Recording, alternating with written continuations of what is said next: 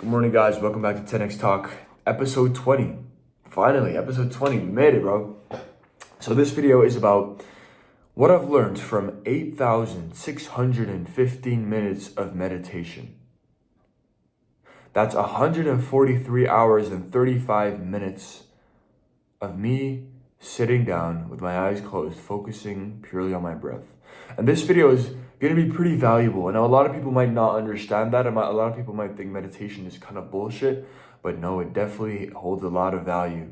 And for this video, I've saved the best lesson, the best takeaway for last. And I've actually done that. I'm not just saying that. I've actually actively, consciously moved the best lesson to the last, because I want you to watch the full video so you don't actually skip after the first one. Because there is a lot of value in this video and you can learn a lot of things. So let's just get straight into it. I won't waste your time anymore. I won't make this too long so your mind can't focus anymore. So the first key lesson is your mind is louder than you think. So your mind is kind of like a wild animal, right? It controls you until you train it. Your mind can really help you a lot if you use it the right way, if you train it the right way. And most people don't even think anymore. They're just caught in this mental noise because of the scrolling social media and all these things going on in their lives.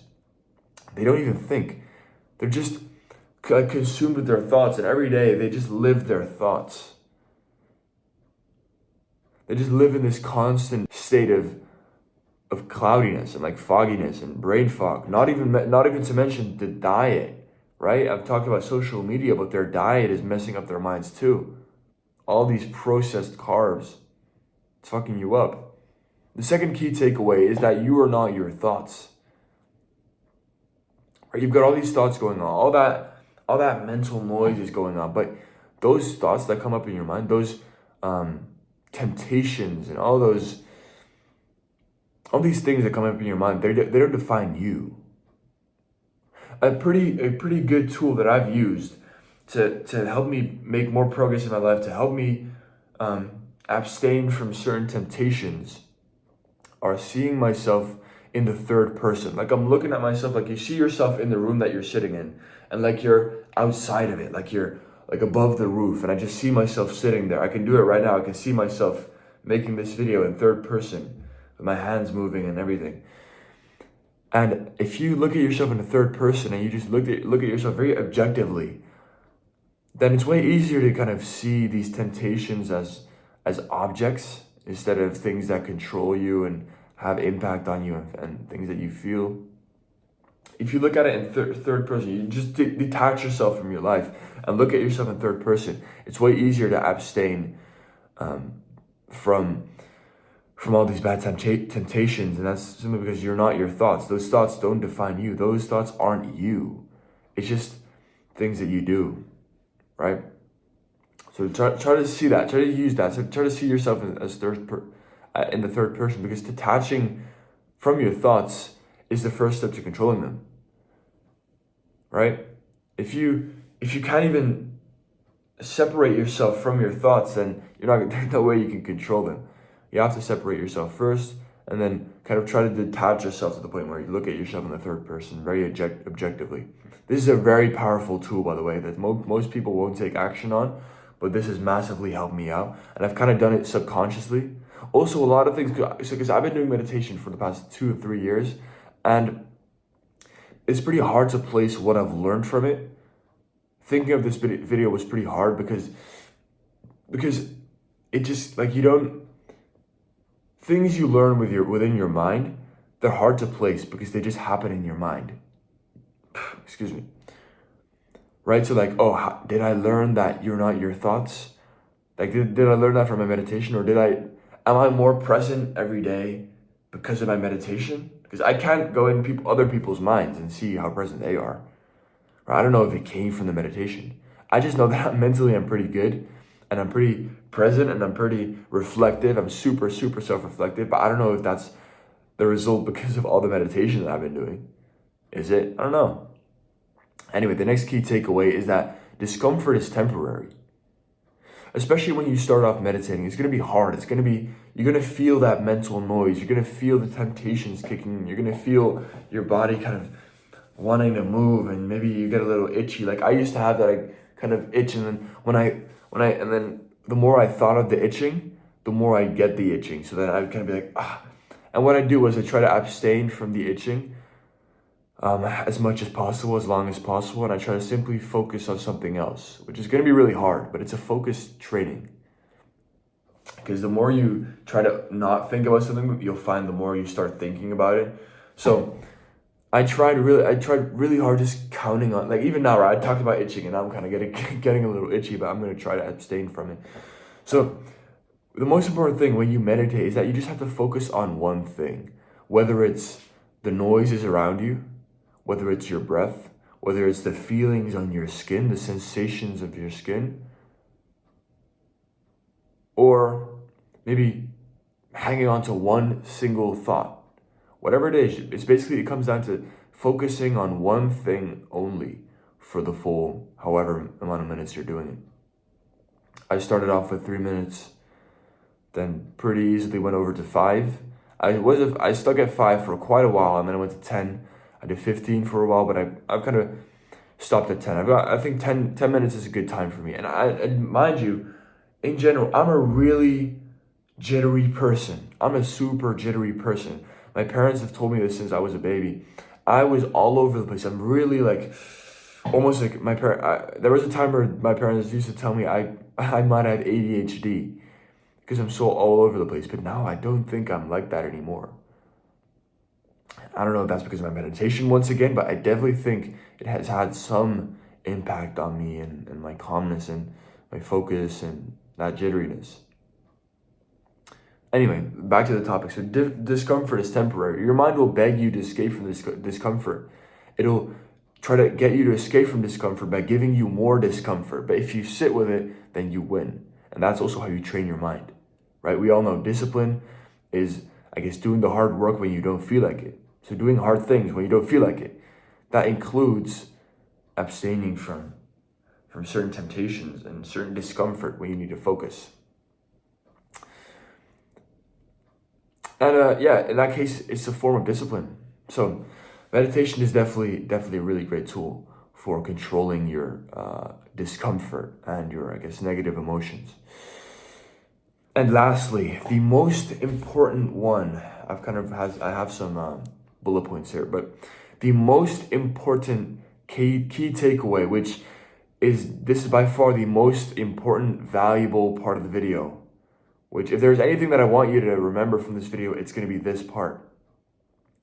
It's that presence is everything. Presence. I really want you guys to drop whatever you're doing. Put this video on full screen and listen to me for the next, probably 2 to 3 minutes. Because this is going to be really life-changing if you really apply what I'm about to tell you. Presence is everything. So we all know that right now is the only thing that's actually real. Like I've said, there are so many things going on in your mind, and those things are just stories in your head and thoughts based off what you see and what you do. Most people, 99% of people, and I can really see this in people. I can really see it now because I really focus on this because I need to make sure I have this trait. Most people are not conscious of the decisions and actions that they make. You ever notice that you just kind of unconsciously go through your day? Like you said you have this task list made for yourself, but all of a sudden it's like almost the end of the day. You didn't do that much. You kind of subconsciously made decisions that you told yourself you wouldn't do, but you didn't actively want to. It just kind of happened.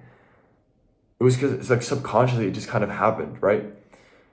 It's because you're not conscious of the decisions and actions that you make and take. Try meditation. Presence, being in the moment, actually choosing in what mental space you want to be. This is super important for relationships, for example. Like me with my girlfriend.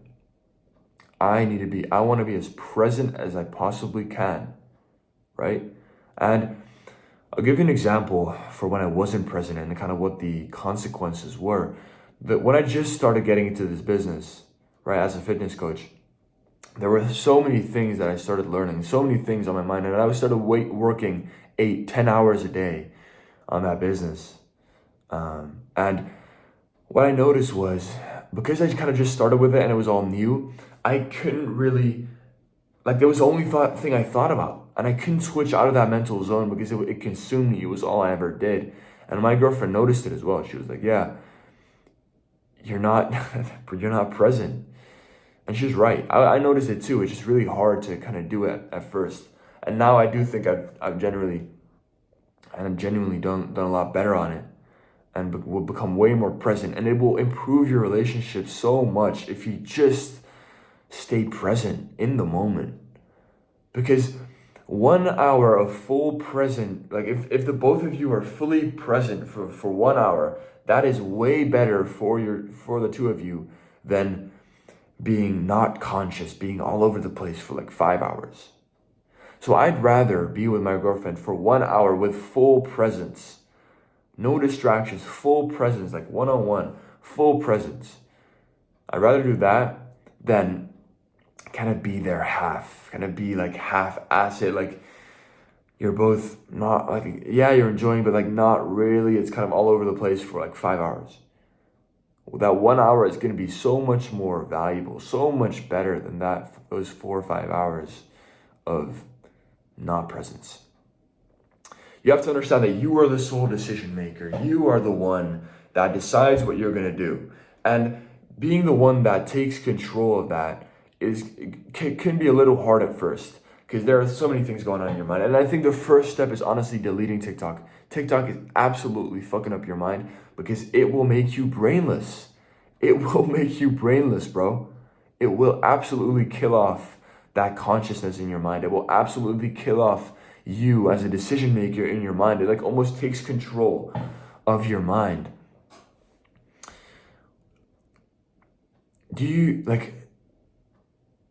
I like to think of myself as like, okay, let's talk about you, who you are, right? You have your brain, but is that you? You have your body, but is that you? You as a subconscious, there is like a me, right? Who am I? Like, oh, this is really hard to explain, I guess, but you have to, like, it's kind of similar to seeing yourself in the third person. Like, I am me and I have a bunch of thoughts, but you have to be able to separate yourself from your thoughts. And if you do that, then you are the decision maker. Otherwise, you're still being controlled to an extent. So do you actually have the control over your mind? Do you actually have the authority in your brain? Or is it some subconscious, like, is it the consequences of you scrolling on TikTok for like almost 24 hours a day that has more authority and control over your brain than you do? When you tell yourself you have to get some shit done, do you get the shit done? And if you don't, is it kind of subconsciously, does it just kind of happen? Or do you consciously not feel like it and make the decision that you're not going to do it? Probably it's subconscious. Probably you didn't make that full decision. Probably it all went faster than you thought. And that's because you're just simply not present enough. You don't make those conscious decisions. No. So you're not the sole decision maker in your own brain. You have to act based off results, not those feelings. And being a person that's able to do that takes, I think, quite a while. And for me, it just kind of happened because I decided to just flip the switch and do meditation every day. And don't get me wrong, that once I started my meditation, I didn't just instantly become the sole decision maker. No. It took a while. I'm sure it took a while. But I'd say I'm pretty proud of how self-reflective and how decision-making I am.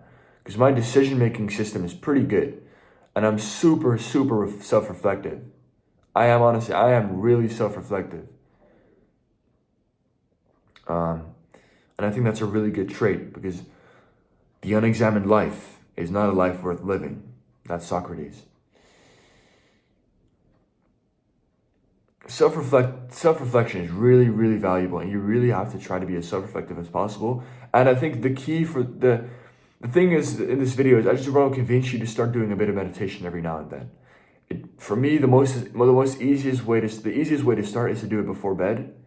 Just put on download Medito. I'll put a link in the description for the app. It's my favorite app for meditation. The only app I've used as well, but it's really nice. I like the layout. Just start doing 3 minutes a day. Only if it's 3. The thing is, you have to understand this. Once again, the intensity is over volume. Just like spending time with your girlfriend. 3 minutes of focused meditation is way better than 10 minutes of half-assing it, of 10 minutes of not being that focused. So if you try 10 minutes and you notice that it's just too long for you, it's just you can't really stay focused for those 10 minutes, then don't do those 10 minutes. Then switch down. Take a step back and do 5 minutes of controlled meditation. But start off at 0. Start off with 3 minutes, then go to 5, then go to 10. Just be reflective of how conscious you actually are. And what I like to do is just simply count my breaths, or do box breathing, where it's 4, 4, 4, something like that. So presence is everything. Being present in the moment, making sure that you are actually you, and that you can actually decide what your actions are going to be. You have to be able to separate yourself from your thoughts. And that's where self-mastery really becomes self-mastery. Because you look at everything objectively, pretty results-based. And I think that's a pretty good mindset to have. As an actionable step for those who really want to take it to the next level, right now, set a 3-minute timer, close your eyes, and get meditation. Right now, do it right now. All right? Dreams don't work unless you do it. 3 minutes of meditation. Close your eyes, set the 3-minute timer, count your breaths for 3 minutes. It's 3 minutes, bro. 3 minutes. That's nothing. It'll be gone. It'll be over before you even realize it. Do it right now. Oh, by the way, if this video gets